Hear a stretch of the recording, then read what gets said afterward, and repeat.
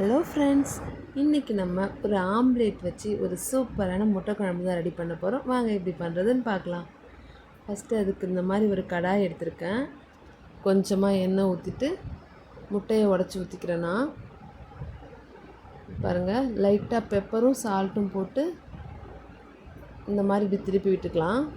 இந்த மாதிரி நம்ம வச்சுருக்க எல்லா முட்டைகளையும் ஒன்று ஒன்றா செஞ்சு எடுத்து வச்சுக்கலாம் ஓரமாக.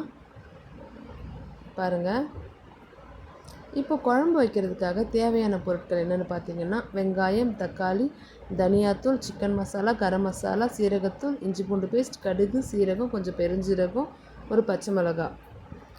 இப்போ குழம்பு தாளிக்கிறதுக்காக வானல் சூடானதுக்கப்புறமா கொஞ்சமாக எண்ணெய் விட்டுக்கிறேன். கடுகு, சீரகம், கொஞ்சம் பெருஞ்சீரகம் போட்டு நல்லா பொரிஞ்சதுக்கப்புறமா கொஞ்சமாக கருவேப்பிலை, கட் பண்ணி வச்சுருக்க வெங்காயத்தை சேர்த்து நல்லா வதக்கி விட்டுக்கலாம். பாருங்கள், வெங்காயம் நல்லா வதங்கினதுக்கப்புறமா 1 ஸ்பூன் இஞ்சி பூண்டு பேஸ்ட்டு சேர்த்துக்கிறேன். அதோட பச்சை வாசனை போகிற வரைக்கும் நல்லா வதக்கி விட்டதுக்கப்புறமா 2 தக்காளி பழத்தை நல்லா கட் பண்ணி வச்சுருக்கேன். அதையும் இது கூட சேர்த்து நல்லா வதக்கி விட்டுக்கலாம். பாருங்கள், வதங்கிடுச்சு. இப்போ நம்ம எடுத்து வச்சுருக்க எல்லா மசாலாவையும் இது கூட சேர்த்துக்கலாம். மசாலாவெல்லாம் கலந்துட்டு இந்த மாதிரி கலந்து விட்டுக்கலாம். நல்லா கலந்தாச்சு. இப்போ இந்த குழம்புக்கு தேவையான அளவு காரத்தூள் எடுத்து வச்சுருக்கேன், குழம்பு மிளகாய் தூள். இதையும் சேர்த்து நல்லா பெரட்டி விட்டுக்கலாம். நம்ம இது தண்ணியாக வைக்க போகிறதில்ல, நல்லா ஒரு தொக்கு மாதிரி தான் வைக்க போகிறோம்.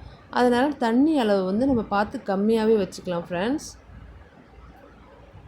பாருங்கள், தண்ணி இந்த அளவு இருந்தால் போதும். குழம்போட பச்சை வாசனை, இந்த வெங்காயம், தக்காளி, மிளகாத்தூளோட பச்சை வாசனை போகிற வரைக்கும் கொதிச்சா மட்டும் போதும். இந்த அளவு தண்ணி வச்சா போதும். இது கொதித்து சுண்டி வர்றது நம்மளுக்கு கரெக்டாக இருக்குது. பாருங்கள், இந்த அளவு குழம்பு கொதித்து வந்துருச்சு.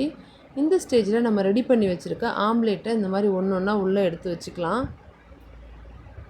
ஏற்கனவே ஆம்லேட் நல்லா வெந்ததுக்காக இந்த குழம்பு வந்து லைட்டாக இதோட டேஸ்ட் வந்து ஆம்லேட்குள்ளே இறங்கணுன்றதுக்காக லைட்டாக ஒரு 5 மினிட்ஸ் குக் ஆனால் மட்டுமே போதும் ஃப்ரெண்ட்ஸ். பாருங்கள், நல்லா காரசாரம் எல்லாம் இந்த ஆம்லேட்டில் இறங்கிடும். இப்போ லைட்டாக கார்னிஷிங்காக கொஞ்சமாக கருவேப்பிலை, ஒரு 2 பச்சை மிளகாய், அவ்வளோதான். இப்போ நம்மளோட ஆம்லேட் குழம்பு சூப்பராக ரெடி ஆகிடுச்சு. நம்ம சேனலை ஃபாலோ பண்ணிக்கிட்டு ஒரு லைக்கை போடுங்க ஃப்ரெண்ட்ஸ்.